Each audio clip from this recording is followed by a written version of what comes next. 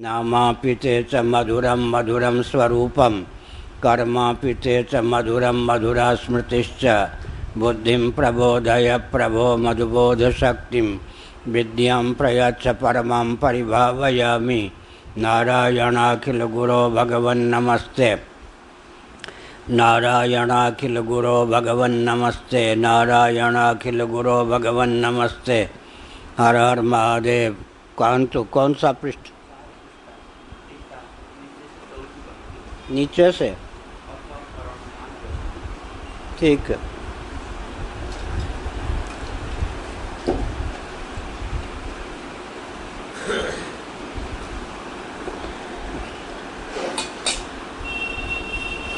अथ अरण्यानुवचन अथ अरण्यानुवचनादि नियमाधीत वेदान्तानामपि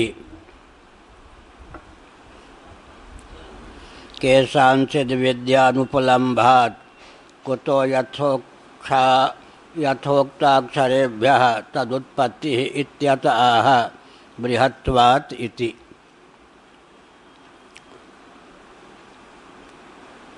अब कहते हैं बृहदारण्यक उपनिषद है यह, जो अरण्य में निवास करते हैं, संयम पूर्वक रहते हैं, भोगराग से सुदूर जीवन यापन करते हैं, उन्हीं को यह विद्या प्राप्त हो पाती है, अन्यों को नहीं। इस पर फिर प्रश्न उठता है, जो अरण्य में भी रहते हैं, संयम पूर्वक भी रहते हैं, फिर भी उनको यह ब्रह्म विद्या इस उपनिषद के माध्यम से क्यों नहीं प्राप्त हो पाती। अरण्यानुवचन हुआ न। भगवान भाष्यकार ने कहा अरण्य में उपदेश दिया गया, इसलिए इसका नाम अरण्य है। कलेवर और अभिप्राय की दृष्टि से गंभीर बृहत होने के कारण बृहत है। बृहत होती हुई आरण्यक होने के कारण उपनिषद का नाम बृहदारण्यक है। इसका फिर पक्ष उपस्थापित किया आनंद गिरि जी ने। अरण्य में रहने पर भी इस उपनिषद का अध्ययन करने पर भी बहुत ऐसे महानुभाव हैं जिनको ब्रह्म विद्या की उपलब्धि नहीं हो पाती। इसमें कारण क्या है? नियम पूर्वक गुरु के सानिध्य में ग्रंथ का अनुशीलन अध्ययन करने पर भी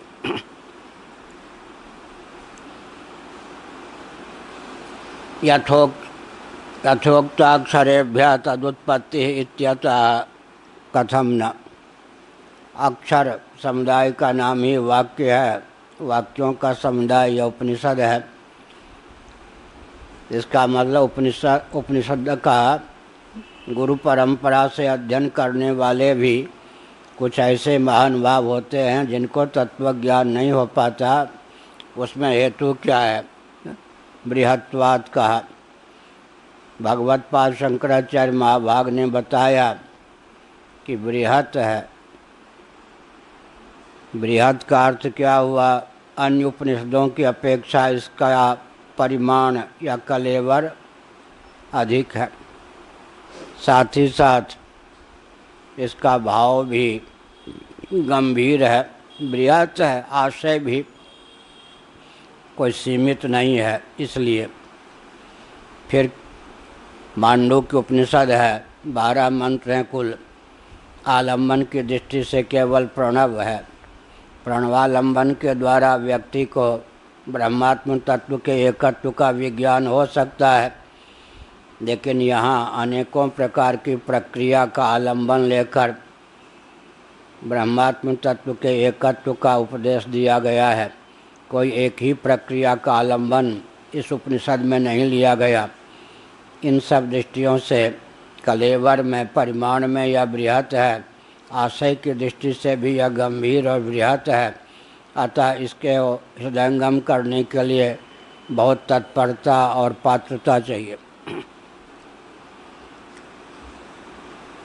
उपनिषदंतरेभ्यो ग्रंथ परिमाणातिरेकात् अस्य बृहत्वं प्रसिद्धम् अर्थतोपि तस्य तदस्ति ब्रह्मणो खण्डैकरसस्यात्र प्रतिपाद्यत्वात् तज्ज्ञान हेतूनां च अंतरंग बहिरंगाणां भूयसाम इह प्रतिपादनात्। अब आनंद गिरि जी उत्तर देते हैं, अन्य उपनिषदों की अपेक्षा कलेवर में, परिमाण में यह बृहत है। बृहत शास्त्र को हृदयंगम करने के लिए बहुत अधिक तत्परता, पात्रता चाहिए। साथ ही साथ अर्थ उथला हो ऐसा भी नहीं, अर्थ की दृष्टि से भी बृहत अर्थात गंभीर है। अखंड एक रस ब्रह्म तत्व की आत्मरूपता का इसमें आद्यंत प्रतिपादन किया गया। प्रतिपाद्य जो ब्रह्मात्म तत्व है उसको सहसा हृदयंगम कर पाना सबके लिए कठिन होता है। इस प्रकार बहिरंग और अंतरंग दुरूहता के कारण इस उपनिषद का गुरुओं के माध्यम से अनुशीलन अध्ययन करने पर भी बहुत से ऐसे महानुभाव होते हैं जो ब्रह्म विद्या प्राप्त करने से वंचित ही रह जाते। अतो बृहत्वात् आरण्यकत्वाच्च बृहदारण्यकम, भाव और कलेवर दोनों की दृष्टि से बृहत होने के कारण और आरण्यक होने के कारण इसका नाम बृहदारण्यक है। न चैतत् अशुद्ध बुद्धे अधीतमपि विद्याम आदधाति, जिनकी बुद्धि अभी अशुद्ध है, जिनके जीवन में शुद्धि का सम्यक संपादन नहीं हो पाया है, ऐसे महानुभाव इस उपनिषद का गुरुमुख से श्रवण कर लें, अध्ययन कर लें, तो भी उन्हें तत्वज्ञान, ब्रह्मात्म तत्व का एकत्व विज्ञान अर्थात ब्रह्म विद्या प्राप्त नहीं हो पाती। गीता में कहा गया है, गच्छन्त्य पुनरावृत्तिम, गच्छन्त्य मूढ़ा पदमव्ययम तत्, अमूढ़ जो होते हैं वे उस पद को प्राप्त करते हैं। विमूढ़ा नानुपश्यन्ति पश्यन्ति ज्ञान चक्षुषा यतन्तोप्यकृतात्मानो नैनम पश्यन्त्य चेतसा, यत्न करने पर भी जो अचेतस हैं, जिनका चित्त शुद्ध और शांत नहीं है, वे इस आत्म तत्व का अधिगम नहीं कर पाते। अब महाभारत शांति पर्व का एक वचन उद्धृत करते हैं आनंद गिरि महाभाग, कसाये कर्म भी पक्वे ततो ज्ञानम इति स्मृतेः। यहाँ स्मृति का अर्थ है महाभारत। पूरा श्लोक शांति पर्व में है। शरीर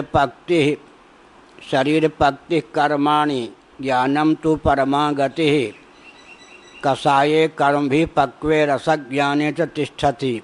पूरा श्लोक महाभारत शांति पर्व 270-38 में इस प्रकार, शरीर पक्ति कर्माणि ज्ञानम तो परमा गति, कसाये कर्म भी पक्वे रसज्ञाने च तिष्ठति।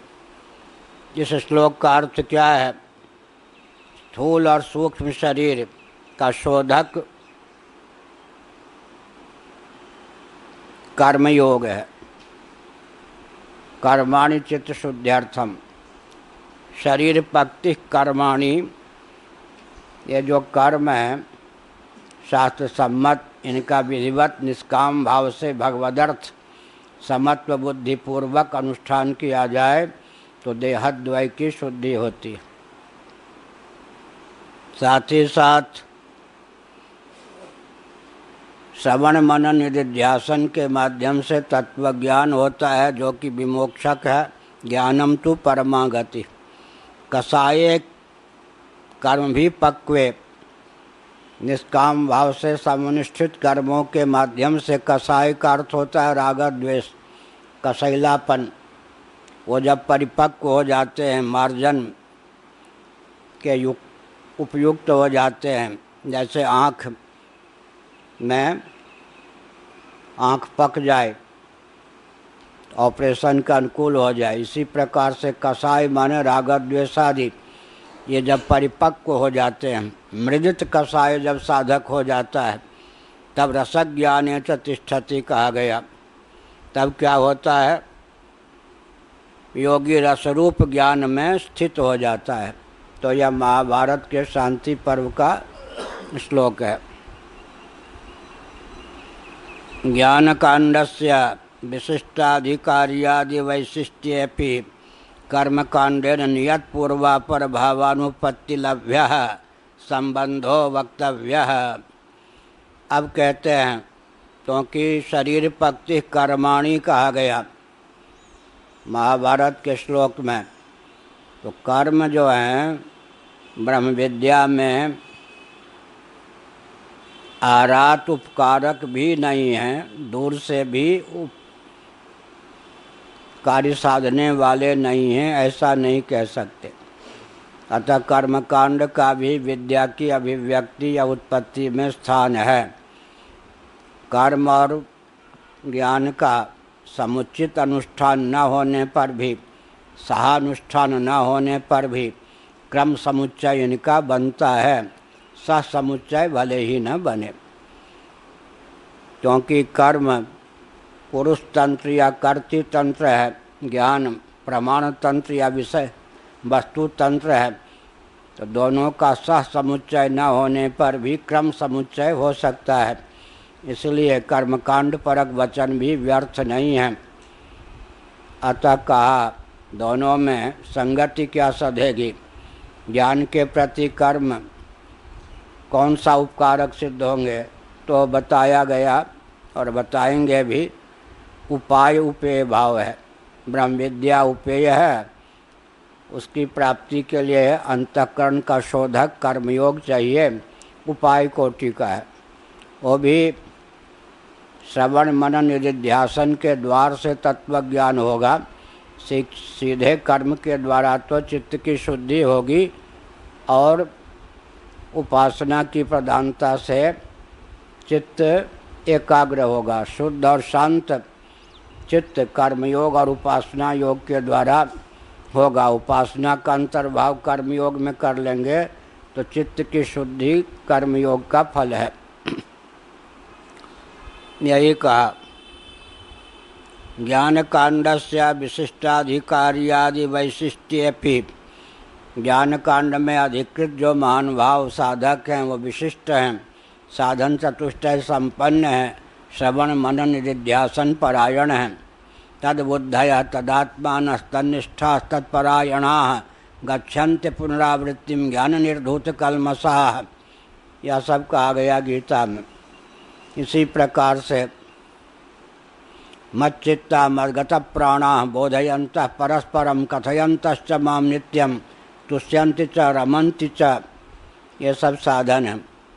तो ज्ञान योग का जो साधक होता है विशिष्ट होता है। विशिष्ट का मतलब साधन चतुष्टय संपन्न और श्रवण मनन निधिध्यासन में दक्ष होता है, तत्पर होता है।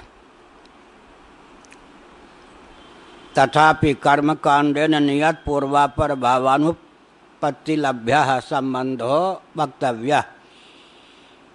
समुच्चय न होने पर भी क्रम समुच्चय की बात कही गई है। इसलिए कर्मकांड के साथ जो यह ज्ञान कांड है इसका संबंध क्या हो सकता है, इसको कहना चाहिए ताकि समग्र वेद की सार्थकता हो सके। सर्वे वेदा यत्पदमा मनन्ति वेदैश्च सर्वैरहमेव वेद्यः, ये जो वचन हैं इनकी सार्थकता के लिए तत्वज्ञान में परंपरा से कर्मयोग की भी उपयोगिता है, इसको बताना चाहिए। यह का सच परीक्षक विप्रतिपत्ते है अशक्यो विशेषतो ज्ञात्व मिथ्याशंक्या तस्यति तस्यास्य कर्मकांडेन संबंधो विधीयते। उपाय उपेय भाव संबंध यहाँ पर है। यहाँ पर जो समीक्षक परीक्षक हैं वो शंका व्यक्त कर सकते हैं, आक्षेप कर सकते हैं, आखिर कर्म कांड का ज्ञान कांड के साथ कोई संबंध है या नहीं। दूर से भी यह उपकारक है या नहीं। इसका उत्तर दे दिया जाता कि आधारशिला तो कर्मकांड के द्वारा ही प्राप्त है, क्योंकि स्ववर्णाश्रम धर्मेण तपसा हरितोषणात् या तपसा गुरुतोषणात् साधनम प्रभवेत पुंसाम वैराग्यादि चतुष्टयम। वैराग्य चतुष्टय साधन चतुष्टय की, वैराग्यादि चतुष्टय मन साधन चतुष्टय की सिद्धि बिना निष्काम भाव से कर्म किए संभव नहीं है, यह कहा।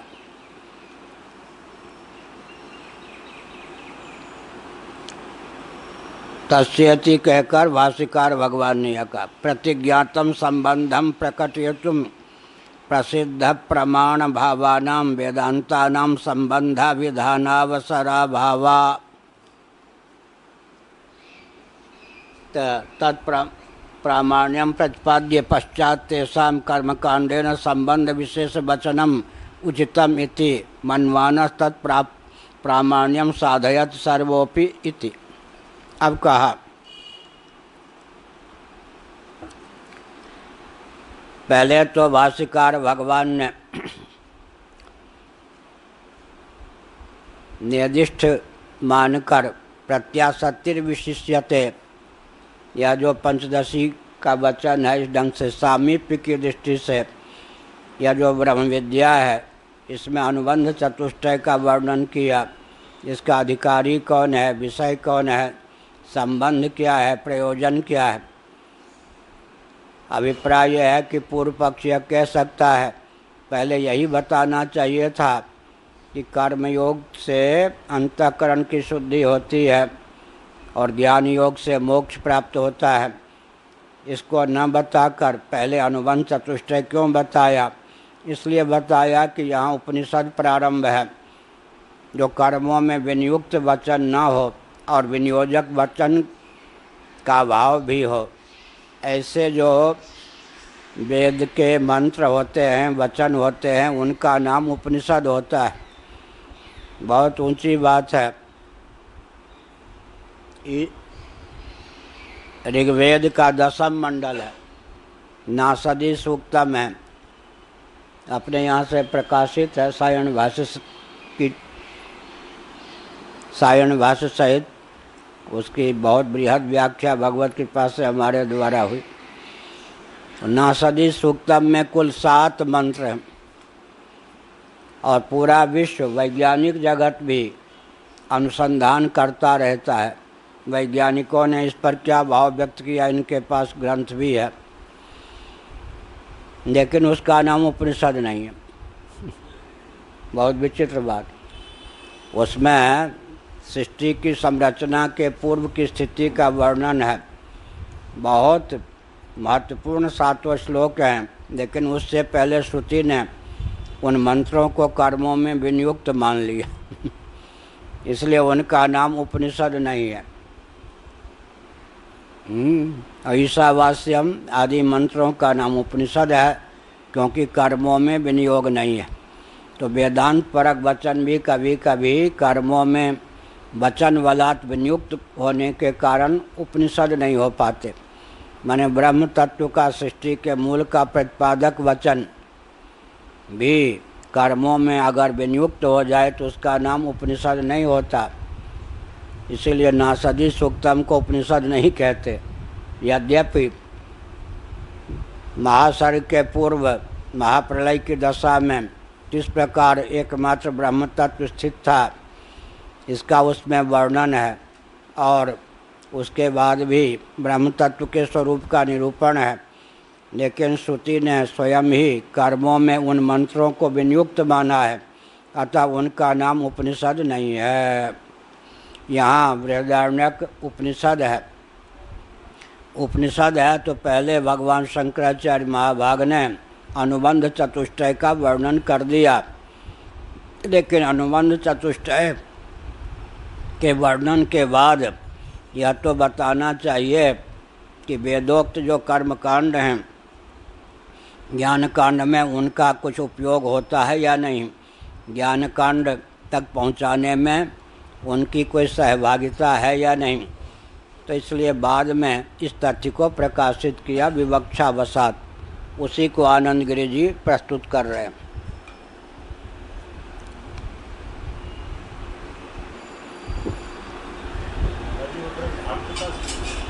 आप ही का न, मेरे पास कहाँ से है? अरे मुझे नहीं पता कहाँ है, तो मुझे नहीं पता कि मैंने लौटाया या नहीं, अभी नहीं लौटा, तो वो होगा कहीं, पता नहीं। ना सदी सूक्तम पर वैज्ञानिकों की दिया होगा, परंतु हमने दोबारा देखा नहीं, और इतना समय नहीं है कि उस पुस्तकालय में जाके पुस्तक कहाँ है देख लूँ। लिखने पढ़ने में इतना लगे रहते, पुस्तक ढूंढने में ये सहयोग करते हैं। अब इतनी पुस्तक ला के रखे स्कंद पुराण, उसमें से एक स्थल ढूंढना है, और बहुत समय लगता है ग्रंथ लिखने आदि में। हाँ, प्रतिज्ञातम संबंधम प्रकटितुम, 13वीं टिप्पणी इन्होंने लिखी। सर्वथा इत्यादि वक्ष्यमाण ग्रंथ है ना यह। अप्रसिद्ध असिद्ध प्रमाण भावानां वेदांतानां संबंधा विधानावसराभावात् तत्प्रामाण्यं प्रतिपाद्य पश्चात् तेषां कर्म कांडेन संबंध विशेष वचनम उचितम इति मन्वाना तत्प्रामाण्यम साधयति। अनुबंध चतुष्टय को बता दिया, क्योंकि पहले आवश्यक था कि जो उपनिषद प्रारंभ की जा रही है उसको अधिकारी की ही प्राप्ति नहीं होगी। हाँ, इसको पीछे करना चाहिए। जो उपनिषद प्रारंभ की जा रही है उसको अधिकारी की प्राप्ति नहीं होगी तो उसका प्रारंभ ही व्यर्थ जाएगा। अधिकारी के द्वारा विद्या की सार्थकता होती है। अब प्रश्न उठता है, अधिकारी चाहिए आपको कैसा? परम विरक्त। परम विरक्त माने ब्रह्मलोक के वैभव से भी प्रभावित ना हो। एक आम, एक अमरूद 1 लाख रुपये पर धैर्य टूट जाता है। फिर उर्वशी, रंभा, तिलोत्तमा आ जाए सामने और कल्प वृक्ष कामधेनु आ जाए, कहाँ से धैर्य टिकेगा? फिर उन सब से भी अत्यंत उत्कृष्ट वैभव जो ब्रह्मलोक में है, जिसका वर्णन छांदोग्य श्रुति का 8वें अध्याय में किया गया, वो किसी की दृष्टि का विषय बन जाए तो धैर्य टूटे बिना कैसे रहेगा?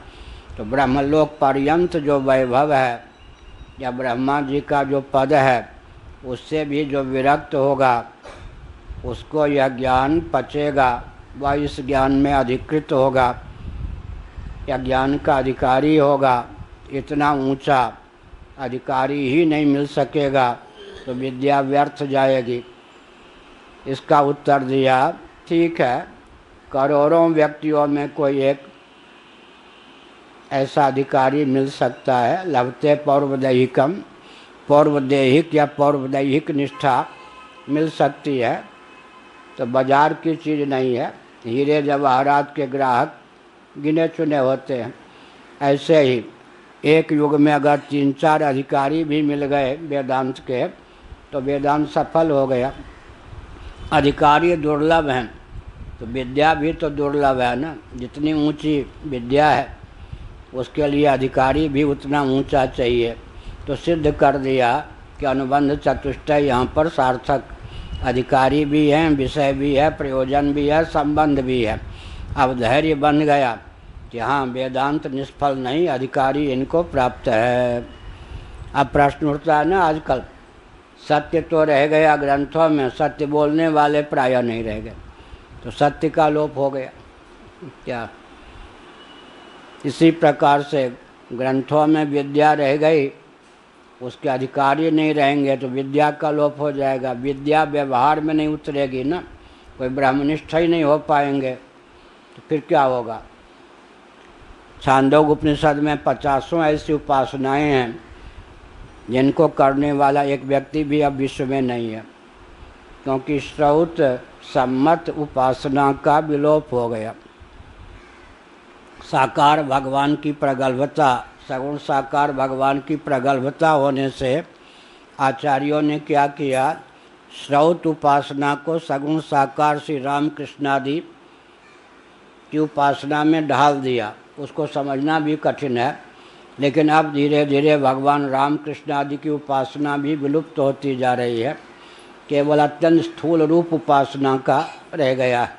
तो जैसे छांदोग्य उपनिषद में जो 50 प्रकार की दिव्य उपासनाएं जिनका फल दिव्य है, वो सब ग्रंथ में हैं, व्यवहार में लुप्त हैं। पूरे भारत में शायद एक व्यक्ति भी नहीं होगा तो छांदोग्य उपनिषद आदि के अनुसार आजकल कोई उपासना करता हो। तो विद्या का एक प्रकार से व्यवहार में अवतरण न होने के कारण विलोप हो जाता है। जब उपासना का ही विलोप हो रहा आजकल, तो 6ठे 7वें 8वें अध्याय में छांदोग्य श्रुति में जिस स्तर के तत्व का वर्णन किया गया, उस स्तर के तत्व को अधिगम करने वाले साधकों का भी विलोप हो रहा है। तो अब ये पठन पाठन की परंपरा भी विलुप्त प्राय है आजकल।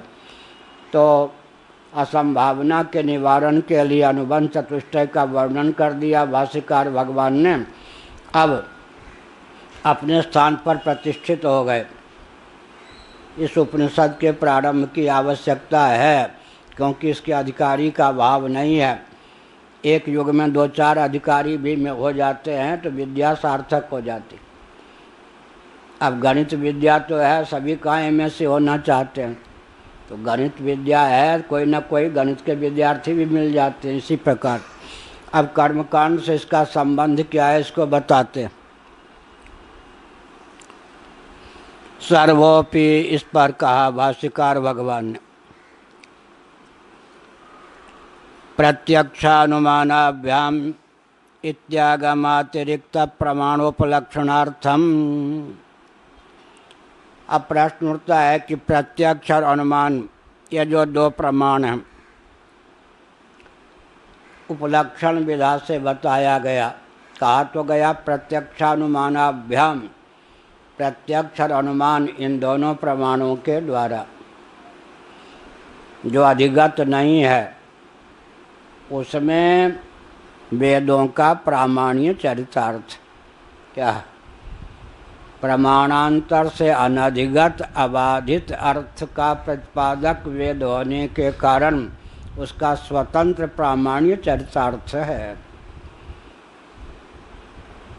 प्रमाणांतर से सिद्ध पदार्थ का ही वेद प्रतिपादन करे तो अनुवादक होगा। अनुवादक का स्वतंत्र प्रामाण्य सिद्ध नहीं होता। तब यहाँ पर प्रत्यक्षानुमानाभ्याम, इससे तो केवल 2 प्रमाण सिद्ध होते हैं शास्त्र के अतिरिक्त। आप तो भाट्ट मीमांसकों के समान 6-6 प्रमाण मानने वाले हैं। ये सब पंक्तियाँ ऐसी हैं ना, पंक्तियों में शब्द कम है, उनका अर्थ खोलने के लिए बहुत जानकारी चाहिए। पंक्तियों में शब्द कम है, लेकिन इनको खोलने के लिए जानकारी अतिरिक्त बहुत चाहिए, नहीं तो एक पंक्ति का अर्थ भी ठीक से लगा पाना कठिन। तो व्यवहार में भट्ट मीमांसक को हम वेदांती मानते हैं। कुमारिल भट्ट ने व्यवहार की जो व्यवस्था की उसको हम लोग यों के तो मानते। दूसरी बात है कि मीमांसा मान मेयोदय आदि ग्रंथ देखें तो कुमारिल भट्ट महानुभाव ने जो 6 प्रमाणों को स्वीकार किया, हम वेदांती भी उन 6 प्रमाणों को ही स्वीकार करते हैं। प्रमाण का पक्ष और व्यवहार का पक्ष कुमारिल भट्ट और भगवान शंकराचार्य का एक ही है। केवल वहाँ कर्म से के अतिरिक्त तत्व ज्ञान का उल्लेख नहीं है, क्योंकि क्रियार्थत्वात् आमनायस्य क्रियार्थत्वात् जो वेद वचन है वो सब के सब क्रिया में प्रयुक्त और विनियुक्त हैं, और भूतम भव्याय यह सिद्धांत है। इतने अंश में हम लोग पूर्व मीमांसा का अनुगमन नहीं करते, लेकिन प्रमाण को लेकर और व्यावहारिक पक्ष को लेकर कुमारिल भट्ट महानुभाव ने जो नीति मर्यादा स्थापित की, जो कि त्यों शंकराचार्य महाभाग उनके अनुयायी भी मानते हैं। तो प्रत्यक्षानुमानाभ्याम कहने पर तो शास्त्रातिरिक्त 2 ही प्रमाणों की सिद्धि होती है। तो यहाँ पर उपलक्षण विधा से शेष प्रमाणों को, उपमान इत्यादि को, अर्थापत्ति को ग्रहण कर लेना चाहिए।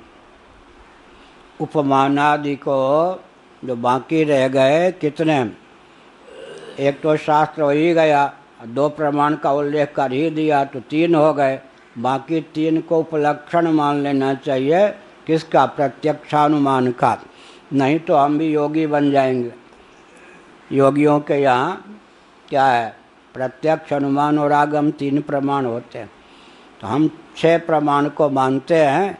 इसलिए शास्त्रातिरिक्त, वेदांतातिरिक्त जो प्रत्यक्षानुमानाभ्याम कहा गया, अधिगत के द्वारा अनधिगत उपलक्षित होता है, अनधिगत के द्वारा अधिगत उपलक्षित नहीं होता। जीव के द्वारा ब्रह्म उपलक्षित हो सकता है, ब्रह्म के द्वारा जीव उपलक्षित नहीं हो सकता, एक मर्यादा। प्रत्यक्ष और अनुमान, क्योंकि प्रत्यक्ष उपजीव्य है, अनुमान भी कैसे चलेगा, हमको तो दृष्टांत चाहिए ना, दृष्टांत चाहिए तो कहाँ से लेंगे। इसलिए प्रत्यक्ष उपजीव्य माने कारण, प्रत्यक्ष जो है उपजीव्य है, उसको तो मानना पड़ता है। अनुमान प्रमाण भी प्रत्यक्ष के ऊपर ही निर्भर करता है, क्योंकि दृष्टांता सिद्धि अपने आप में बहुत बड़ा दोष है। आपके पक्ष में कोई दृष्टांत ही नहीं है। और एक बहुत विचित्र बात है, दृष्टांत कैसा होना चाहिए, उभय सम्मत। वादी प्रतिवादी उभय सम्मत दृष्टांत नहीं होगा तो उसका नाम दृष्टांत ही नहीं होगा। शास्त्रार्थ में लिखित हो या बोलकर हो, दृष्टांत वही हो सकता है जो वादी प्रतिवादी सम्मत हो, उभय सम्मत। कदाचित प्रतिवादी को हमारा दिया हुआ दृष्टांत अमान्य है, तब फिर उसकी बुद्धि में हम युक्तियों के द्वारा जो दृष्टांत दे रहे हैं उसके प्रति सहिष्णुता उत्पन्न करने की जिम्मेवारी हम पर है, करने का दायित्व है। जैसे कल बताया था, ये हमारे श्री रामानुज महान भाव के अनुयायी और भी वैष्णवाचार्यों के जो मान्य अनुयायी हैं, वो तो कहीं भी मिथ्या शब्द का प्रयोग नहीं होने देते। उनके यहाँ तो रज्जु सर्प भी सत्य है, सुक्ति रजत भी सत्य है। अब जब दृष्टांत ही नहीं, हम कहेंगे मिथ्या, वो कहेंगे सत्य, वो वह सम्मत दृष्टांत ही नहीं होगा। उन लोगों का पक्ष यह है कि उंगली पकड़ के पहुँचा पकड़ना, ये वेदांती बड़े ही घातक हैं। अगर एक पूरे विश्व में एक दृष्टांत को भी हमने छोड़ दिया, मिथ्या कहकर किसी वस्तु को छोड़ दिया, उसी को ये पकड़ के पूरे विश्व को मिथ्या सिद्ध कर देंगे। इसलिए न रहे बाँस न बने बाँसुरी, न बने बाँसुरी न बजे बाँसुरी। जिस चीज़ की मिथ्या के रूप में प्रसिद्धि है उसको भी सत्य सिद्ध कर दो, मिथ्या कतई न मानो। हमारे महानंद ब्रह्मचारी बार बार बोलते हैं कतई, ये उधर की प्रतापगढ़ की भाषा है, कतई बिल्कुल ना मानो। क्या कहेंगे, रस्सी यहाँ है, सर्प बामी में वन में है। हम भ्रम की दशा में एक दिव्य दृष्टि जैसी प्राप्त हो जाती है, वहाँ का सर्प यहाँ दिखता है। इसलिए वो सर्प सत्य है, मिथ्या अंश कितना है, वहाँ वाला यहाँ दिखता है। वो सर्प सत्य है। हाँ, क्योंकि वेदांती बहुत खतरनाक है। अगर जगत में तिल भर भी जगह दे दी इसको, क्या कहते हैं, मरकट भिक्षुक पाद प्रसारण न्याय, पिशाच बंदर और भिक्षुक थोड़ी भी जगह पालें तो फिर अंत में आपको ही भगा देंगे। बाबूजी कृपा करिए, मानवता का परिचय दीजिए, सज्जा के नीचे तो रात गुजारने दीजिए। अब कहेंगे बाबूजी कल तो आप मानवोचित शील का परिचय देकर हमको ठहरा लिया, आज क्यों भगा रहे हैं, आपका क्या बिगड़ता है। मरकट पिशाच और भिक्षुक थोड़ा स्थान प्राप्त कर ले तो फिर आपको ही भगा देगा। वही मालिक बन जाएगा। इसीलिए भिक्षुक पाद प्रसारण न्याय बहुत विकट है। तो अगर वेदांतियों को थोड़ा भी स्थान दे दिया, तिल भर मिथ्या हमने मान लिया, उसी को दृष्टांत बनाकर पूरे विश्व को यह मिथ्या सिद्ध कर देगा। तब प्रश्न उठता है कि जब हम जगत को मिथ्या सिद्ध करना चाहेंगे तो कोई ना कोई इकाई उभय सम्मत तो हो जहाँ पर मिथ्यात्व का लक्षण दोनों को मान्य हो ना, वो तो नहीं मानेंगे। तो फिर आनंदगिरी महाभाग ने एक युक्ति प्रस्तुत की, स्वाप्ना भावा न सत्या भवंती उचित देशादि शून्यत्वात् रजत भुजंगादिवत। जिस वस्तु की प्रतीति के लिए जितना समय और देश चाहिए उतना समय और उतना देश के बिना ही अगर वो वस्तु परिलक्षित है तो मिथ्या है। तो इसका मतलब व्यावहारिक देश कितना प्राप्त है स्वप्न को, और व्यावहारिक काल कितना प्राप्त है। लेकिन पृथ्वी जल तेज वायु आकाश दिक्काल इन सब की क्या होती है, प्रतीति होती है, इन सब का दर्शन स्वप्न में होता है। और जागर का एक क्षण वहाँ एक कल्प बीत जाता है, इसीलिए मिथ्यात्व का लक्षण वहाँ चरितार्थ हो गया। जिस वस्तु की स्थिति के लिए उत्पत्ति के लिए जितना देश और जितना काल चाहिए उतना देश उतना काल के बिना ही अगर वो वस्तु उत्पन्न है परिलक्षित है तो इसको मिथ्या मान लो। तो भाई सम्मत दृष्टांत बन गया। तुम मत मानो, लेकिन हम युक्ति के बल पर मनवा लेंगे। जब वह सम्मत दृष्टांत होगा तो काम चलेगा। तो प्रत्यक्ष उपजीव्य होता है अनुमानादि प्रमाण का। अब यहाँ कहा गया प्रत्यक्षानुमानादि इतर प्रमाणों के द्वारा अनधिगत जो ब्रह्मात्म तत्व है उस ब्रह्मात्म तत्व का प्रतिपादन करने के कारण श्रुतियों का प्रामाणिक चरितार्थ है। अगर द्वैत में ही श्रुतियों का तात्पर्य हो तब वेद क्या हो जाएंगे, अनुवादक। अनुवादक का स्वतंत्र प्रामाणिक नहीं होता। और घटपट आदि के समान ही ब्रह्म अगर दृष्टिगोचर हो तो ब्रह्म भी हो जाएगा अधिगत। अधिगत पदार्थ के अधिगम को अधिगम कराने में स्वतंत्र प्रामाणिक की सिद्धि नहीं होती। तो वेदों के जो प्रतिपाद्य दो हैं धर्म और ब्रह्म, दोनों ही इतर प्रमाणों के द्वारा विदित होने योग्य तत्व नहीं हैं। अतः समग्र वेद अपूर्वार्थक है, इसलिए वेदों का प्रामाण्य है। यह कहा उपक्रम उपसंहार अभ्यास अपूर्वता फल अर्थवाद उपपत्ति ये षड्लिंग हैं। उसमें क्या कहा गया, अपूर्वता भी एक लिंग है, एक चिन्ह। अपूर्व विषय कौन क्या होना चाहिए, अपूर्व। हम प्रवचन में कहा करते हैं अपूर्व का अर्थ क्या है, अनुच्छिष्ट। लौकिक शब्द भी है, वैदिक शब्द भी है, दार्शनिक शब्द भी है, साहित्यिक भी शब्द है। अपूर्व स्वाद, अपूर्व राग, अपूर्व रागनी, क्या कहना, अपूर्व सौंदर्य, अपूर्व माधुर्य, ये सब। तो ये जो इंद्रियां हैं अनुच्छिष्ट विषय का सेवन करती हैं, प्रमाणांतर के द्वारा अनधिगत का विषय का सेवन करती हैं। नाक गंध का, अतीन्द्रिय नासिका के द्वारा गंध का अधिगम होता, किसी अन्य इंद्रिय के द्वारा उच्छिष्ट नहीं है। अनुच्छिष्ट विषय का सेवन, आँख के द्वारा रूप का सेवन होता है, किसी अन्य इंद्रिय के द्वारा अधिगत पदार्थ नहीं है। यहाँ जो लक्ष्मी जी के लिए पृथक भोग बनता है श्री मंदिर में, हाँ, और देवी देवता तो विमला जी ये सब भगवान जगन्नाथ के प्रसाद को पा लेते हैं भोग को। लक्ष्मी जी के नखरा विचित्र ही है, उनके लिए रोज़ नया भोग। जगन्नाथ जी का जूठन भी नहीं पाते। आओ मायके की जोरदार हैं। बड़े घर की बेटी से शादी करना बहुत महंगा पड़ता है, वो नचाती रहती।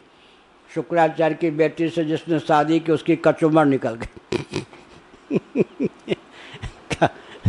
बड़े घराने की बेटी से शादी कर लो, लेकिन तुम अगर छोटे घराने के या किसी भी ढंग से कमज़ोर हो तो फिर वो पति बन जाएगी पत्नी। बहुत से पुरुष ऐसे होते हैं जिनकी पत्नी ही उनके पति नचाएगी। इसीलिए यहाँ पर कहा, क्या कहा, यहाँ पर यह कहा कि प्रत्यक्षादि तर्क, ये हाँ लक्ष्मी जी के लिए भोग अलग बनता है, वो अनुच्छिष्ट भोजन करती हैं, जगन्नाथ जी के जूठा भी नहीं पाती। ये ठीक है अपनी अपनी, इसीलिए इंद्रियां जो हैं अनुच्छिष्ट भोजन करती हैं, इसलिए प्रमाण है ना। इतर इंद्रिय के द्वारा अनधिगत जो गंध नामक गुण है उसका ग्रहण नासिका के द्वारा होता है, अतः गंध नामक विषय में नासिका का स्वतंत्र अपूर्व प्रामाण्य, अपूर्व विषय का ग्रहण, अपूर्व माने अन्य के द्वारा जिसका सेवन न किया गया हो, अनुच्छिष्ट, अनाघ्रात पूर्व। गौड़ी संप्रदायों ने वालों ने भगवान श्री कृष्ण को श्री कमल से उपमित किया।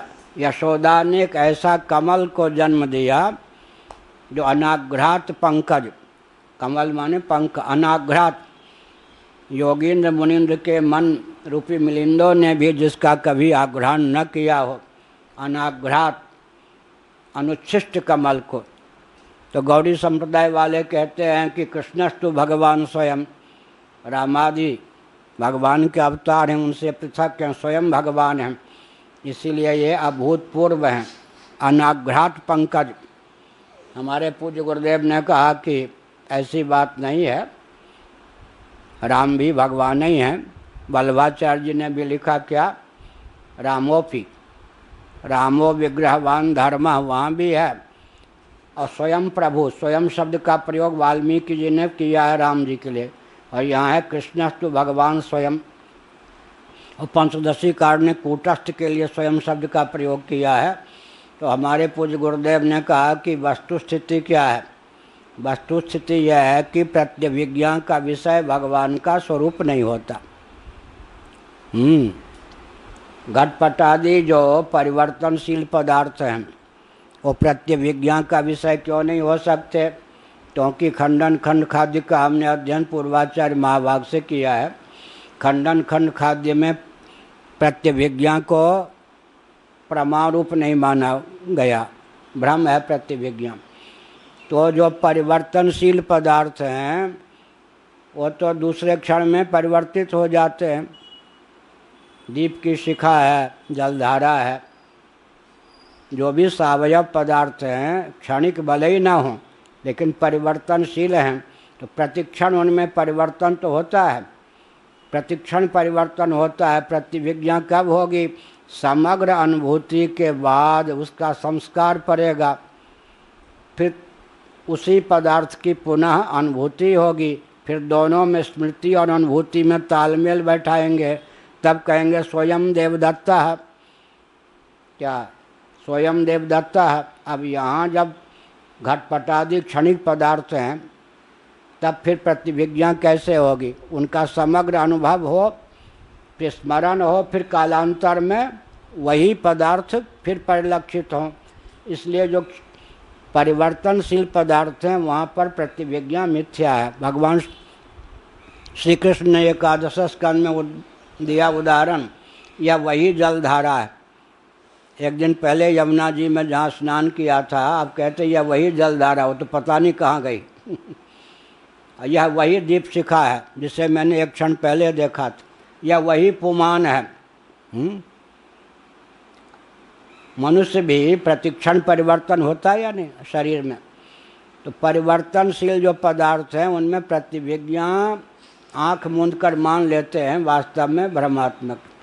अब भगवद विग्रह में प्रतिविज्ञा की गति क्यों नहीं है, क्योंकि स्वरूप से अनंतता है, अनंत सौंदर्य, अनंत माधुर्य, इन सब दृष्टि से अनंत उसको कहते हैं जिसका पूर्ण रूप से अधिगम ही न हो सके। इसीलिए जितनी जितनी अधिकार संपदा बढ़ती जाएगी उतनी उतनी दिव्यता की स्फूर्ति होती जाएगी। या कोई नहीं कह सकता कि समग्र सौंदर्य का अधिगम मैंने कर लिया। अतः प्रतिविज्ञा का विषय न होने के कारण अनाघ्रात पंकज भगवान हैं। हमारे पूज्य गुरुदेव ने अर्थ की अनाघ्रात पंकज। भगवान की ये ही भगवत स्वरूप का ज्ञान होने पर उनको होने वाली प्रतिविज्ञा, किनको? भगवान अपने, भगवान जो है ना, बात तो ये है ना, भगवान की सर्वज्ञता दर्शन विभाग में कुंठित नहीं होती। भगवान अनंत हैं, तो अपना अंत भगवान पा सकते हैं क्या? यहाँ पर भगवान की जो सर्वज्ञता है वो कुंठित नहीं मानी जाएगी स्वरूप वैभव के बल पर। भगवान अनंत हैं, अपना अंत भगवान नहीं पाएंगे तो असर्वज्ञ हो जाएंगे। लेकिन चूँकि वहाँ स्वरूप है अनंत, तो अपना स्वरूप जब अनंत है तो भगवान की बुद्धि का भी विषय अनंत स्वरूप कैसे होगा? इसलिए भगवान भी पूर्ण रूप से भगवान को नहीं जानते। लो नहीं, स्वरूप ही कट जाए ना, कितना सौंदर्य, कितना माधुर्य, कितना सौगंध्य, ये सब है ना। या भगवान मान लीजिए सत्यम ज्ञानम अनंतम ब्रह्म, तो अपना ओर छोर भगवान प्राप्त कर लेंगे तो अनंत ही नहीं रहेंगे। यहाँ जो सर्वज्ञता कुंठित हुई वो स्वरूप वैभव के कारण जो सर्वज्ञता कुंठित होती है वो सर्वज्ञता वास्तव में विद्यमान ही रहती है, क्योंकि वहाँ स्वरूप ही आरे पर गया। अगर भगवान अपना था पता पालन तो अनंत ही नहीं रहेंगे, अनंत ही नहीं रहेंगे तो भगवान ही क्या होंगे? था पता पालें तो सर्वज्ञ होंगे, लेकिन यहाँ स्वरूप अनंत है, अनंत स्वरूप का था पता न पाना यही तो बढ़िया है। जो वस्तु जैसी है उसको उस रूप में देखना तो उसका ज्ञान है ना। तो भगवान अपनी अनंतता को विषय नहीं बना सकते, ये भी तो सर्वज्ञता है। जैसे हैं भगवान वैसा भगवान अपने को जानते हैं। लो क्या हुआ? प्रत्यक्षानुमानाभ्याम इत्यागमातिरिक्त प्रमाणोपलक्षणार्थम, ये भगवान शंकराचार्य ने जो 3 प्रमाण का उल्लेख किया, प्रत्यक्षानुमानाभ्याम कह दिया और आगम को कह दिया, तो आगम और प्रत्यक्ष अनुमान इनके अतिरिक्त जो बाकी रह गए 3 तो यही हो गए, बाकी कितने रह गए? 3। इनका उपलक्षण अर्थात केवल शंकराचार्य प्रत्यक्ष अनुमान और आगम को ही नहीं मानते, बाकी प्रमाण को भी मानते हैं। लेकिन आगमातिरिक्त प्रत्यक्षादि प्रमाणों के द्वारा वेदांत वेद्य ब्रह्म अनधिगत है, अधिगत नहीं है। अर्थात प्रत्यक्ष अनुमान ही नहीं, उपमानादि प्रमाणों का भी विषय वेदांत वेद्य ब्रह्म नहीं हो सकता। वेदैक समधिगम्य है, आगम के द्वारा ही समधिगम्य है, इसलिए आगम का प्रामाण्य है। आगम का प्रामाण्य है। आगम का प्रामाण्य क्यों है? इतर प्रमाणों के द्वारा अनधिगत और अबाधित होने के कारण। वेद की विशेषता यही है ना, जो किसी प्रमाण का विषय नहीं है उसका प्रतिपादन करना, यही तो वेद। वो बंध्यापुत्र थोड़े हो गया वो विषय, जो किसी भी प्रमाण का विषय नहीं है वो तो अनुपलब्धि प्रमाण का विषय है ना। फिर कौन? बंध्यापुत्र आदि। जो किसी भी प्रमाण का विषय नहीं है उसको विषय करना, यही तो है ना। वो उसकी अपूर्वता हो गई, किसकी? वेद की। उसको अपूर्व विषय प्राप्त हो गया। प्रत्यक्षानुमानाभ्याम इत्यागमातिरिक्त प्रमाणोपलक्षणार्थम एषोऽर्थोऽध्ययन विद्युपात्तः सर्वोऽपि काण्डद्वयात्मको वेदो मानान्तरानधिगतं यदिष्टोपायादि तज्ज्ञापनपरः तथा च अज्ञातज्ञापकत्वाविशेषात्तुल्यं प्रामाण्यं काण्डयोः इति। उसमें पूरा पूर्वोत्तर मीमांसा की सरणी का ज्ञान हो तब ये सब पंक्तियां लगेंगी।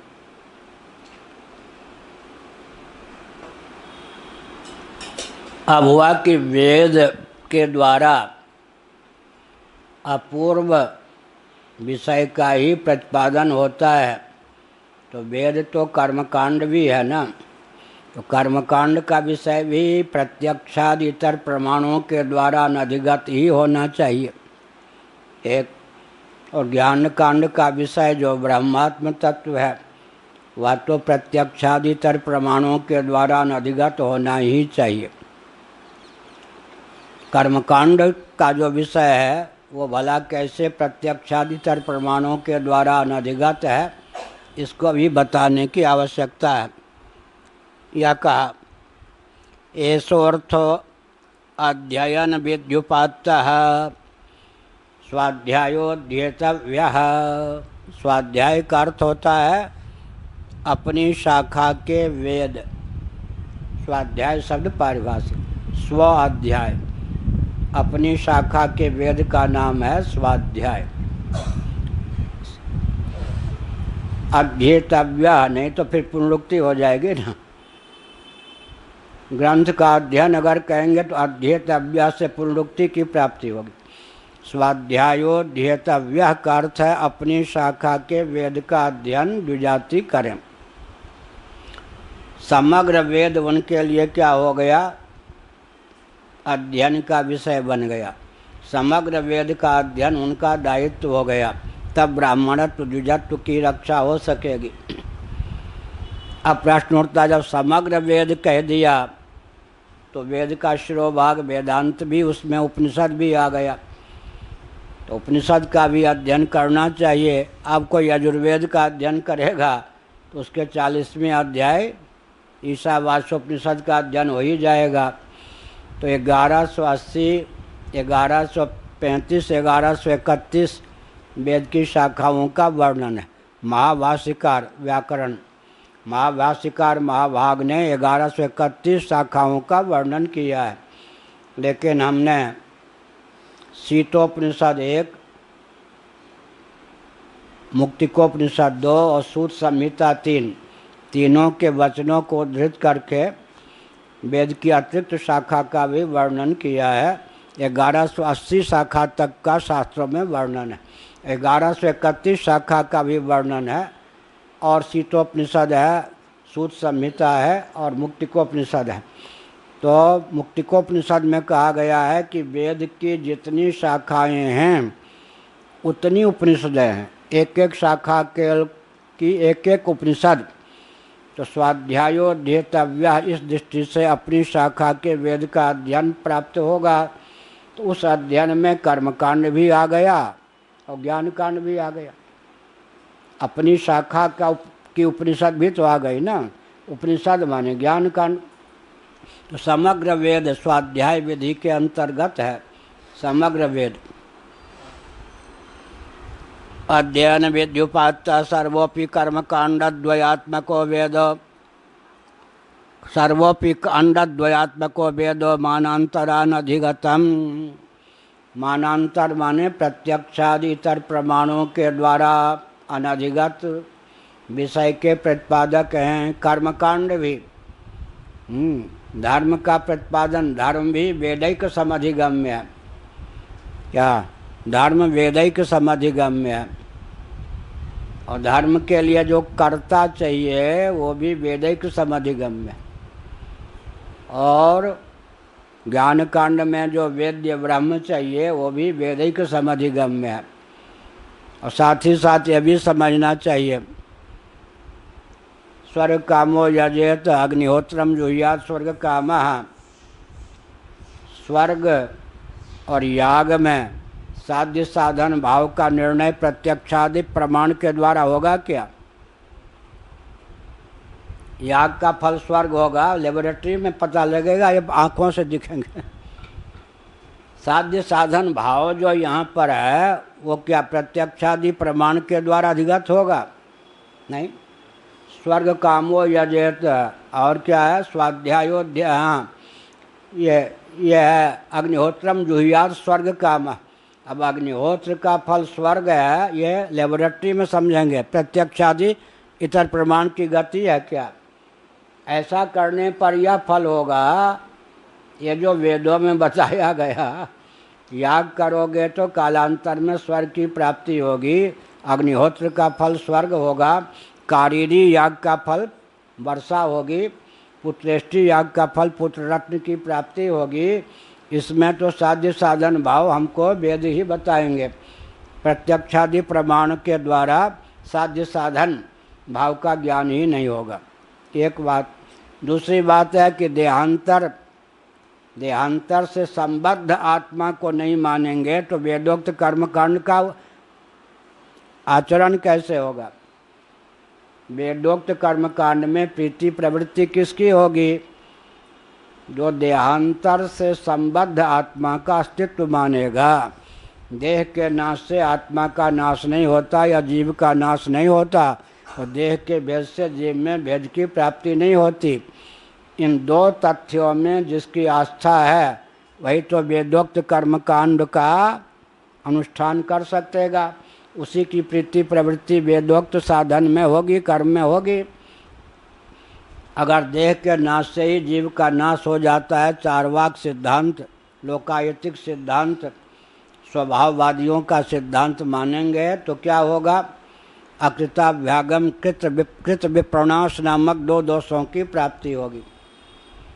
यह जो शरीर प्राप्त हुआ, इससे पहले तो जीव था ही नहीं। जीव नहीं था तो कर्ता का भाव था, कर्ता का भाव था तो कर्म का भाव था। बिना कर्म किए ही ये फल मिल गया। और आगे किसी के बस की बात नहीं है कि एक जीवन में जितने शुभाशुभ कर्मों का अनुष्ठान कर लेता है उन सब का फल भोग करके ही देह त्याग करे। ऐसी क्षमता होती तो ये शरीर ही क्यों मिलता? यह शरीर सिद्ध क्या करता है?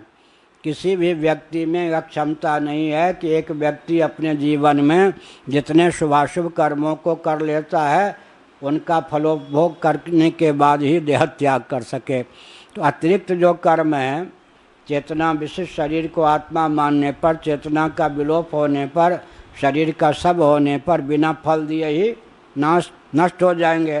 तो कृत विप्रणाश नामक, कृत विप्रणाश नामक दोष की प्राप्ति भी होगी।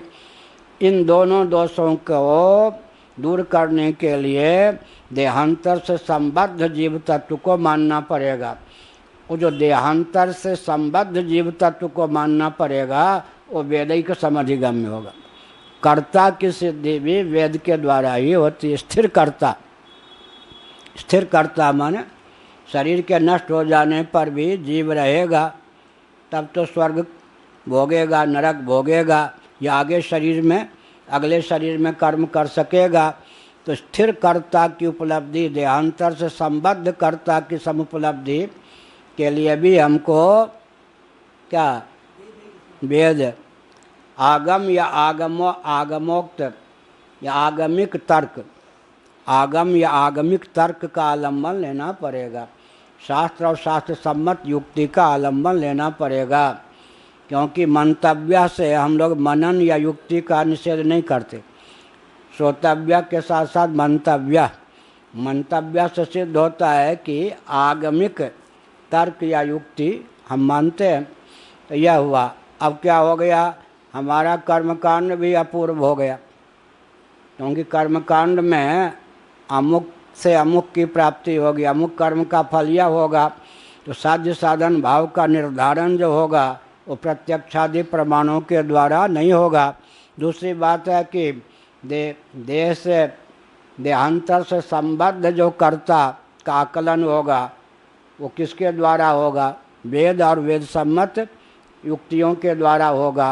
अतः कर्मकांड भी वास्तव में क्या है? अपूर्व ही है। कर्मकांड की सिद्धि भी अपूर्व ही है। साध्य साधन भाव का निर्धारण, स्थिर कर्ता का निर्धारण, ये दोनों वेदों के द्वारा होगा। यह हुआ। आजकल तो हम एक उदाहरण देते हैं, 5 मिनट में व्यक्ति आस्तिक बन जाता। 5 मिनट किसी की आयु 75 वर्षों की पूर्ण हो गई, कदाचित उसने 1 वर्ष में 10 ही स्वप्न देखा हो, तो 75 वर्षों की आयु में 750 स्वप्न उसके नष्ट हो गए। तो स्वप्न के शरीर कितने नष्ट हो गए? 750। लेकिन अपना नाश तो वो नहीं मानता। तो सिद्ध हो गया ना कि देह के नाश से जीव का नाश नहीं होता। और शरीर की संख्या कितनी हो गई? 750। अपनी संख्या 1 मानता है। तो यह भी सिद्ध हो गया कि शरीर के भेद से जीव में भेद की प्राप्ति नहीं हुई। कालांतर को लेकर एक कालावच्छेदन और क्रमशः 2 बात है। तो कम से कम 1 शरीर, फिर 2 शरीर, कल के स्वप्न में कोई और शरीर मिला, आज के स्वप्न में कोई और शरीर मिला। तो देह के नाश से जीव का नाश नहीं होता और देह के भेद से जीव में भेद की प्रसक्ति नहीं होती। यह सिद्ध हो गया ना। तो इसको कहने से झटपट व्यक्ति पूर्व जन्म पुनर्जन्म को मान लेता। अच्छा, 3 शरीर स्वप्न का ले लीजिए, अब बीच के शरीर को लीजिए, तो पहला शरीर क्या हो गया? पूर्व जन्म का प्रतीक। और तीसरा शरीर क्या हो गया? उत्तर जन्म का। तो पूर्व जन्म भी पुनर्जन्म भी सिद्ध हो गया। देह के नाश से जीव का नाश नहीं होता, यह भी सिद्ध हो गया। देह के भेद से जीव के में भेद की प्राप्ति नहीं होती कालक्रमेण। युगपत भेद की प्राप्ति नहीं होती, यह कठिन काम। युगपत भेद की प्राप्ति नहीं होती। एक कालावच्छेदेन भी देह के भेद से जीव में भेद की प्रसक्ति नहीं होती। स्वप्न ही दृष्टांत है। स्वप्न में पृथ्वी, पानी, प्रकाश, पवन, आकाश, दिक्काल, जितने स्थावर और जंगम प्राणी हैं वो किसके शरीर हैं? तेजस के हैं या नहीं? पृथ्वी भी शरीर है। बृहदारण्यक में कहा गया ना, जिसका शरीर पृथ्वी है, हमारा भी शरीर पृथ्वी है या नहीं? कब? स्वप्न में। तो कालक्रम से नहीं, एक कालावच्छेदेन भी देह के भेद से जीव में भेद की प्राप्ति नहीं होती। ये सिद्धों की बात है, बहुत ऊंची बात। क्या कठिन है ना? कालक्रम से देह के भेद से जीव में भेद की प्राप्ति नहीं होती, अलग चीज है। हाँ, एक कालावच्छेदेन भी देह के भेद से जीव में भेद की प्राप्ति नहीं होती। जैसे कि स्वप्न में हमारा भाव बनता है कि अमुक हूँ स्वप्न में मैं, लेकिन विचार करके देखें जिस शरीर विशेष में हमारी आत्म बुद्धि होती है, तादात्म्यपत्ति होती है, वही हम होते हैं क्या?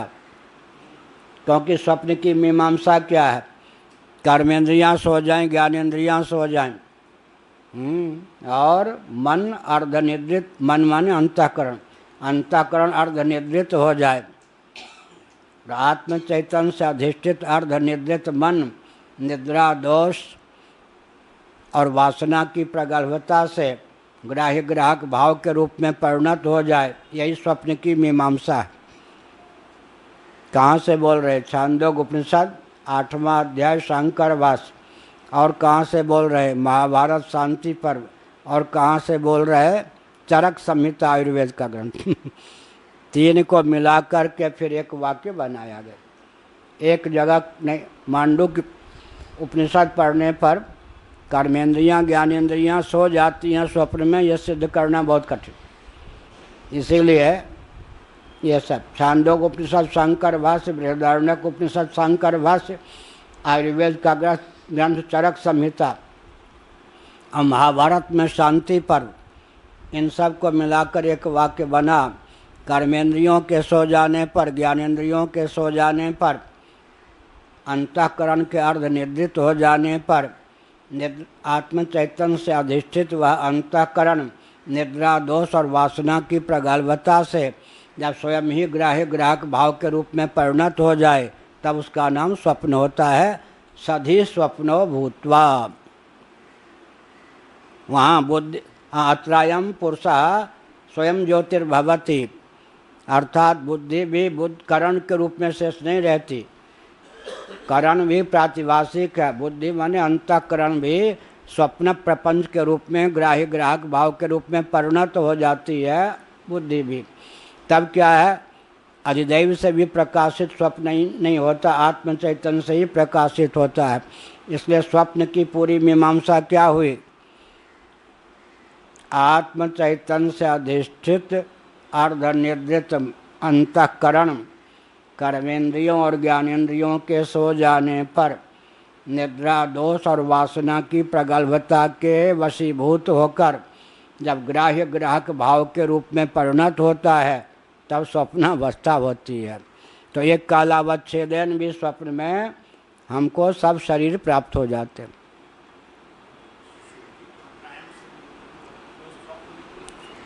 क्या करे? जागृत में नहीं होगा क्या स्वयं प्रकाश? आत्मा ऐसा थोड़े आत्म तत्व के स्वप्न में स्वयं प्रकाश हो जाए, जागृत में अंधकार हो जाए, सुषुप्ति में अंधकार। स्वप्न का नाम क्यों लिया श्रुति ने? अत्रायम पुरुषः स्वयं ज्योतिर्भवति क्यों कहा? स्वप्नावस्था का आलम्बन लेकर आत्मा को स्वप्रकाश समझना सुगम है। जागृत और सुषुप्ति का आलम्बन लेकर आत्मा को स्वप्रकाश समझना दुर्गम है, क्योंकि सत्यम ज्ञानम अनंतम ब्रह्म, विज्ञानम आनंदम ब्रह्म, अनंतम है विज्ञानम ब्रह्म, ज्ञानम ब्रह्म, तो स्वप्रकाश तो है हर समय। लेकिन स्वप्न का उदाहरण भगवती श्रुति ने क्यों दिया? स्वप्न में नहीं, स्वप्न टूटने पर स्वप्न का आलम्बन लेकर के हम आत्मा की स्वप्रकाशता का निर्णय सुगमता पूर्वक कर सकते हैं। यहाँ शामिल बाजा है। शामिल बाजा मालूम है? फर्रुखाबादी दृष्टांत है। एक था बचवा, जैसे कर्मकांडी होते हैं ना, अब जिसको प्रशिक्षण देना है घर के बच्चा, उसको भी ले जाते हो, तो वैदिक अभी बनेगा नहीं, बना नहीं है, लेकिन वो देखेगा तब तो देखेगा कर्मकांड कैसे होता है। और सब जानते हैं कि अभी ये सीखने के लिए लाया गया, उसको भी कुछ दक्षिणा आदि देते हैं। तो 9 तो थे सचमुच में वाद्य बाजक बजाने वाले, तरह तरह के बाजा। एक बच्चा था, उसको भी कुछ पकड़ा दिया था ऐसे विचित्र सा, वो भी लगता था कि बाजा है, सब बजा। राजा बड़ा चतुर था, जब गान बजाना हो गया तो राजा ने कहा कि भाई वो बच्चा को छोड़ के एक एक अलग, एक साथ सब बजा रहे थे ना, हम एक एक बाजे की ध्वनि पृथक से सुनना चाहते हैं, एक एक बजाइए। अब कहिए बाल गोपाल बजावे, तो अब जो लाए थे मेट मुखिया, उन्होंने समझा कि पोलपट्टी खुल जाएगी तो कृत्रिम है बाजा, शामिल बाजा है ये महाराज।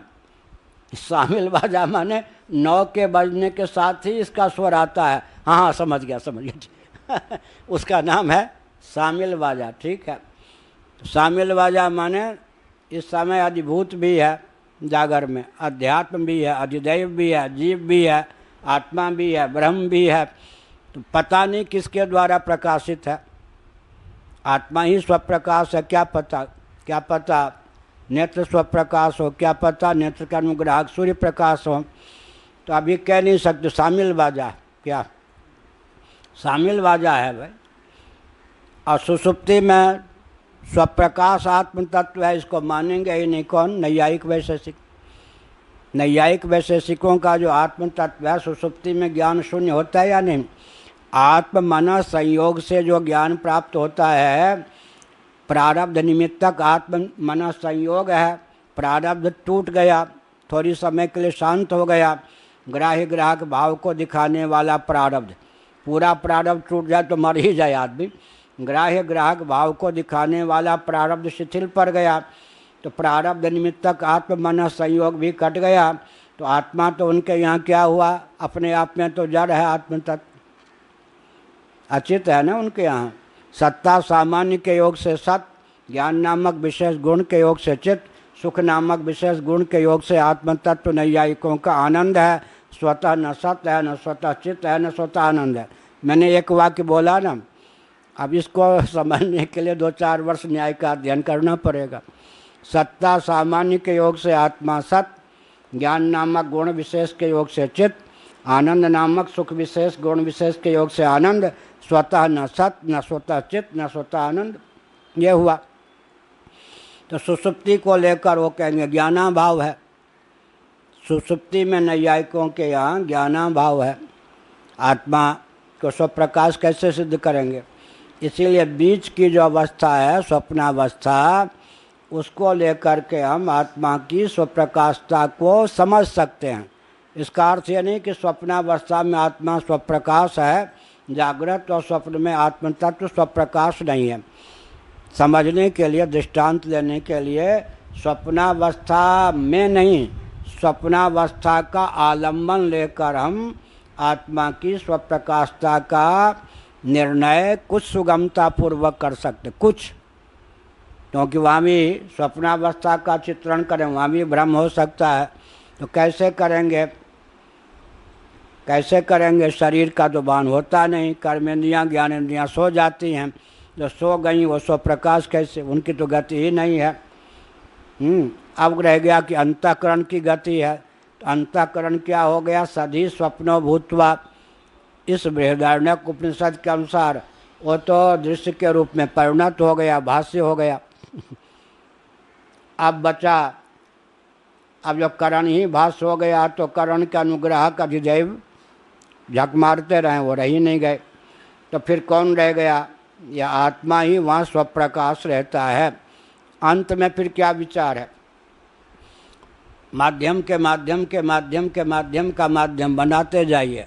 अंत में जो प्रधानमंत्री होंगे, राष्ट्रपति होंगे, जो भी कह दें, या शंकराचार्य होंगे, अपने माध्यम से साक्षात बातचीत करेंगे या नहीं? अरे सचिव होते, हमारे ये सचिव हैं, तो इनके माध्यम से अमुक ने इनसे बात की, अमुक ने इनसे बात की, अमुक ने बात, अब हम तो सीधे इनसे बात करेंगे या नहीं? ऐसे ही प्रश्न उठता है कि अब सुखाकार वृत्ति हुई, मान लीजिए सुखाकार वृत्ति से सुख प्रकाशित हुआ, एक प्रक्रिया यह है। और वृत्ति किससे प्रकाशित हुई? सुखाकार वृत्ति किससे प्रकाशित हुई? वृत्त्यंतर से। तो क्रम चलाते चलिए अनवस्था दोष की प्राप्ति होगी। तो वृत्ति जिससे प्रकाशित हुई वो आत्मा स्वयं प्रकाश है या नहीं? जागृत में भी। तो जागृत में आत्मा को स्वप्रकाश सिद्ध करने के लिए स्वप्नावस्था का आलंबन लेते हैं, ताकि वहाँ स्वप्नावस्था का आलंबन लेकर आत्मा की स्वप्रकाशता का हम सुगमता पूर्वक निर्णय कर सकें, निश्चय कर सकें। सुषुप्ति में क्या है? अज्ञान का ज्ञान है या नहीं? सुख का ज्ञान है या नहीं? क्योंकि अनुभव नहीं होगा तो स्मरण कैसे होगा? सामे माता, अनुभूत माता का ही तो स्मरण होता है ना। सुखम हम अस्वापसम न किंचित अवेदिसम मामप्यहम नाज्ञासिसम, जो परामर्श होता है, स्मृति होती है, तो सुख और अज्ञान का ज्ञान तो था। तो नैयायिकों का पक्ष ज्ञानाभाव का नाम अज्ञान है, कट गया ना। ज्ञानाभाव का नाम अज्ञान है। जब ज्ञान था वहाँ पर ज्ञान नहीं था, सुख की अनुभूति हुई तो ज्ञान था या नहीं? ज्ञान ना होता, अनुभव ना होता तो स्मरण कैसे होता? दूसरी बात, भगवान श्री कृष्ण का वचन ले लीजिए, गीता का वचन क्या लेंगे? अज्ञानेन आवृतम ज्ञानम तेन मुह्यन्ति जन्तवः। अज्ञानेन आवृतम ज्ञानम, आच्छादक और आच्छाद्य भाव दोनों की वर्तमान में स्थिति होगी तब तो बनेगा ना। ज्ञाना भाव का नाम अज्ञान हो तो अज्ञान से ज्ञान आच्छादी कैसे हो? आवारक आवार्य भाव कैसे हो? आच्छादक आच्छादी, आवारक भी बनता है, आवरक भी बनता है। आवारक कोई व्याकरण प्रयोग करते हैं, आवारक और आवरक प्रचलित है। आच्छादक हमारे पूज्य गुरुदेव ने बताया, अज्ञानेन आवृतम ज्ञानम, न्याय दर्शन का खंडन हो गया। गीता में भगवान ने किस दर्शन का कैसे चुटकी बजा के खंडन कर दिया वो अलग विषय है।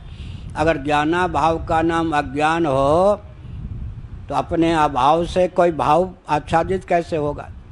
ज्ञान का अभाव होगा तो अभाव अपने ज्ञान का आच्छादक कैसे होगा? एक कालावच्छेदन दोनों की स्थिति होगी तब तो अज्ञान ज्ञान का आच्छादक होगा या नहीं? होगा। तो ये सिद्ध हो गया कि स्वप्न में आत्मा को स्वप्रकाश सिद्ध करना सुगम है।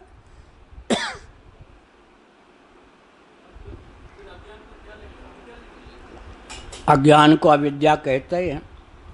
ज्ञान और विद्या पर्यायवाचक है, तो अज्ञान और अविद्या पर्यायवाचक। अरे प्रत्यक्षानुमानाभ्याम हो गया।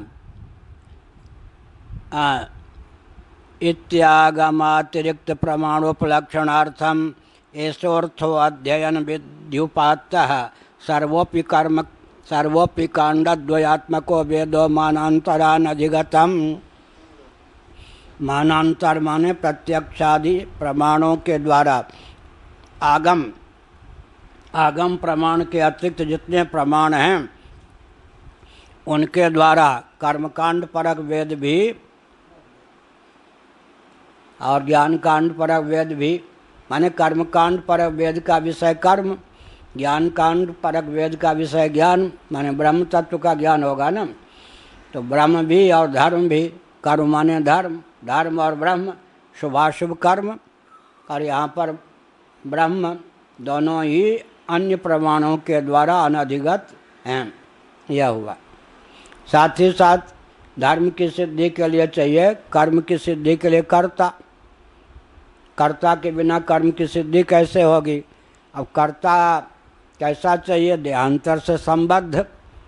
नश्वर होगा तो फिर कर्म फल कैसे देगा? कर्ता स्थायी होना चाहिए ना। तो स्थायी कर्ता की सिद्धि भी हमको आगम से ही करनी पड़ेगी। देहांतर से संबद्ध आत्म तत्व को कर्ता मानेंगे ना, तो फिर क्या होगा?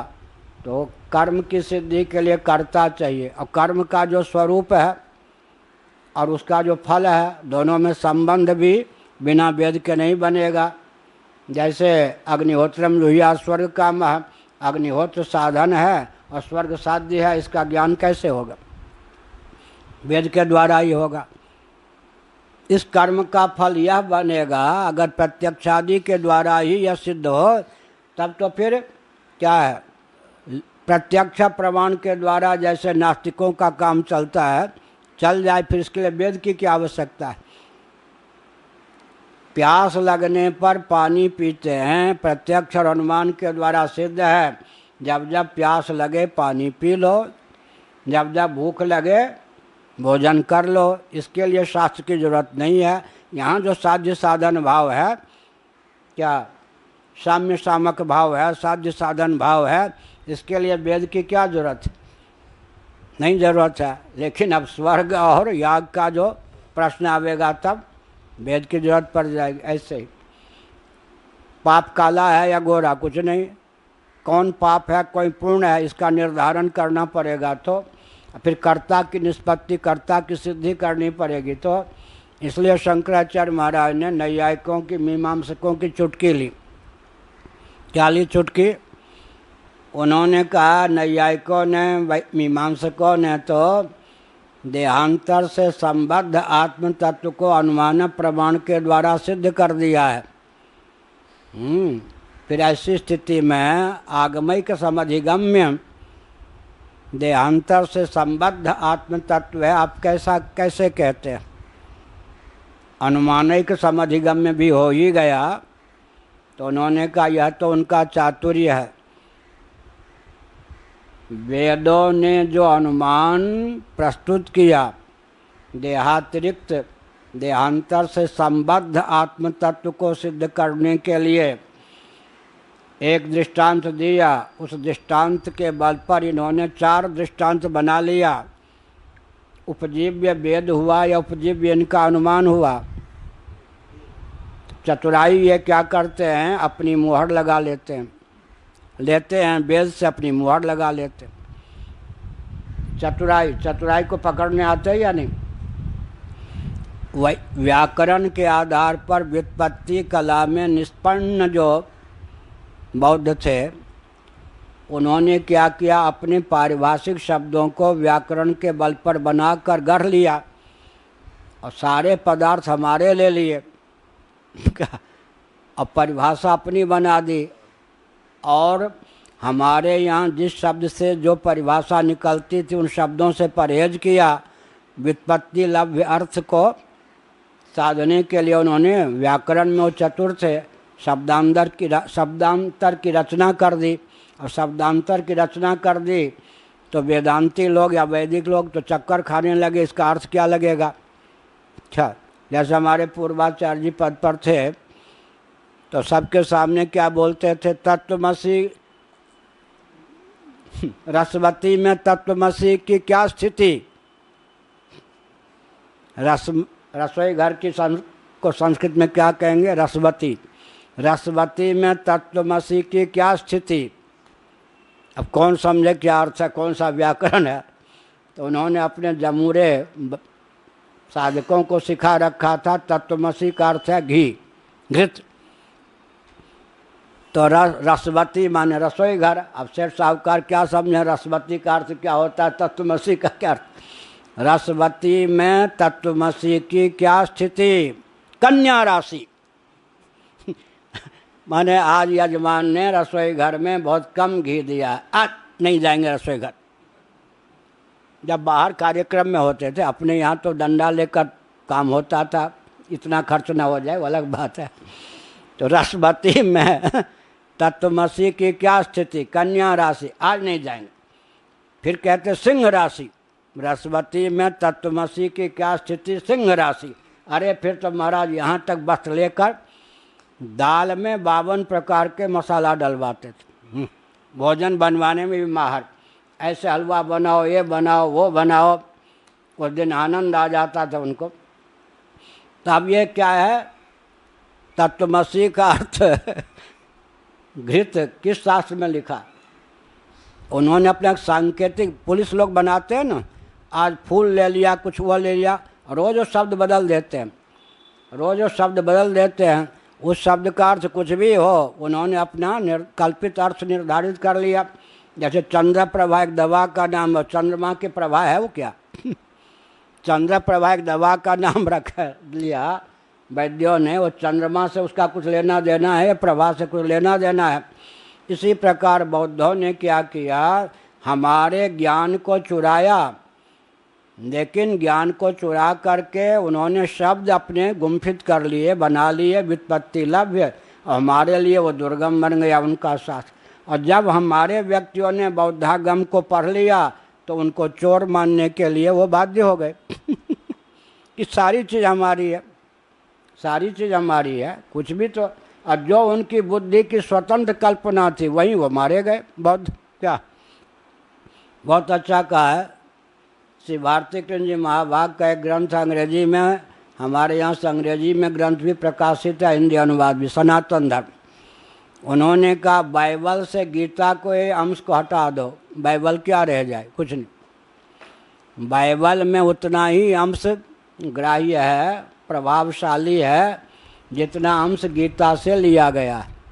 अब रामकृष्ण मिशन वाले क्या चतुराई करते हैं, अंग्रेजों को रिझाने के लिए गीता में वही बात कही गई है जो बाइबल में, उल्टी बात कहते हैं। बाइबल में वही बात है जो गीता में ये कहेंगे दक्षिणा नहीं मिलेगी, वो उल्टी खोपड़ी वाले बनाते हैं। वो कहते हैं गीता में वो सब बातें हैं जो बाइबल में कही गई हैं। तो बाइबल से मैं जितना अंश गीता का लिया गया वो हटा लें तो बाइबल को कोई मानेगा नहीं।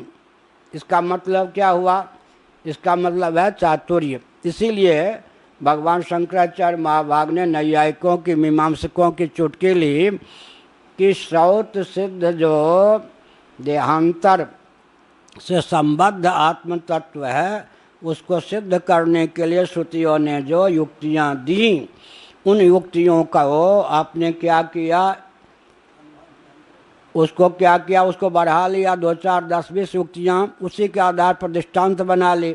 अब आप ये कहते हैं कि मेरे व्यक्तिगत चीज़ है, ये मेरी खोपड़ी की व्यक्तिगत उपज है जैसे एक बच्चा, विवेक जी का बेटा 5 साल का था, वो हो गया 9 साल का, वो चम्मच से भोजन कर रहा था। हमने कहा किसने की गंदी आदत डाल दी, 5-7 व्यक्ति भोजन कर रहे, उसने कहा मेरे माइंड की स्वतंत्र उपज है। 5 साल के बच्चे, अब हम पर हम मेरे माइंड की स्वतंत्र उपज है, झूठ बोल रहा था या नहीं? किसी ने तो कहा होगा, किसी को देखा होगा चम्मच से खाते हुए, उसने कहा मेरे माइंड की स्वतंत्र उपज है, ये हंसी आ गई और क्या। तो वो जो ऐसे झूठ बोला या नहीं, मेरे माइंड की स्वतंत्र उपज है। अरे तुमने चम्मच से खाते हुए देखा होगा, तुम्हारे माता ने, किसी ने तुमको चम्मच से खाना सिखाया होगा। अब तुम कहते बिना चम्मच के भोजन नहीं करेंगे, लेकिन वो कहता था मेरे माइंड की स्वतंत्र उपज है। इसी प्रकार से स्वप्रकाश, तो क्या हो गया, आत्म तत्व तो सदा ही स्वप्रकाश है, लेकिन कहीं न कहीं, इसलिए नहीं दृष्टुर्दृष्टि विपर्लोपो विद्यते अविनाशित्वात्, श्रोता की श्रुति का, दृष्टा की दृष्टि का विपर्लोप नहीं होता। बहुत बढ़िया, आप ये व्याकरण है, बहुत ऊंचे व्याकरण के जानकार हैं। अच्छा आप देखिए, आकाश का गुण शब्द मानेंगे तो आकाश की उत्पत्ति के पहले शब्द था या नहीं? वो शब्द के मूलक था, किसका गुण था? आकाश का गुण है ना शब्द। अब आकाश की उत्पत्ति के लिए भगवान ने संकल्प किया, और वाक्य पदयम 1:123 के अनुसार न स्वस्ति प्रत्ययो लोके या शब्दानुगमाधृते लोके व्यवहार साधक ऐसा कोई प्रत्यय नहीं है जिसमें शब्द का अनुवेद न हो। तो आकाश की रचना का जो संकल्प भगवान ने किया, वो जो संकल्प आकाश विषयक ज्ञान में जो सन्निहित शब्द था वो पहले से था या नहीं? बड़ी विचित्र बात है। आज सुषुप्ति में स्वप्नावस्था में जो सुनता है व्यक्ति, श्रोत्रेंद्रिय अगर सो नहीं गई तो मनोराज्य और स्वप्न में विभाजक रेखा क्या है? श्रोत्रेंद्रिय सो गई तब जो सुनता है व्यक्ति वो श्रोता की अपनी श्रुति से, दृष्टा की अपनी दृष्टि से देखता है। एक है अविनाशित्वाद, दृष्टा की एक अपनी दृष्टि है और एक नेत्र को लेकर दृष्टि है। जब नेत्र दृष्टि सो जाती है, नेत्र सो गया तो नेत्र दृष्टि सो गई, तब दृष्टा किसकी दृष्टि से देखता है? अथवा मान लीजिए घटाकार वृत्ति, घटाकार वृत्ति तो घट किससे प्रकाशित हुई? वृत्ति से। सुखाकार वृत्ति मान लीजिए तो सुख किससे प्रकाशित हुआ? वृत्ति से।